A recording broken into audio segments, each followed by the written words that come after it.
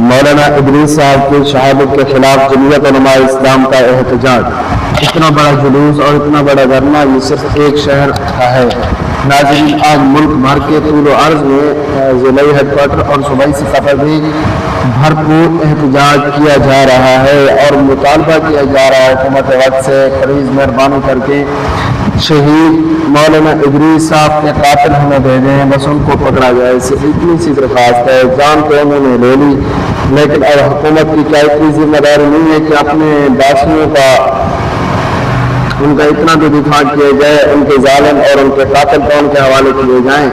حکومتی مشینریاں متحرک ہوں پلیز، اور حضرت شیخ ادریس صاحب کے خون کا بدلہ اور ان کے قاتلوں کو خون کے قطہر میں لایا جائے تاکہ ہر مسلمان اسلام کا دل خوش ہو، سینے ٹھنڈے ہو جائیں۔ تو اس وجہ سے ہم بھی مطالبہ کریں گے حکومت وقت سے پلیز مہربانی فرما کر شہید ادریس کے قاتلوں کو خون کے قطہر میں لایا جائے۔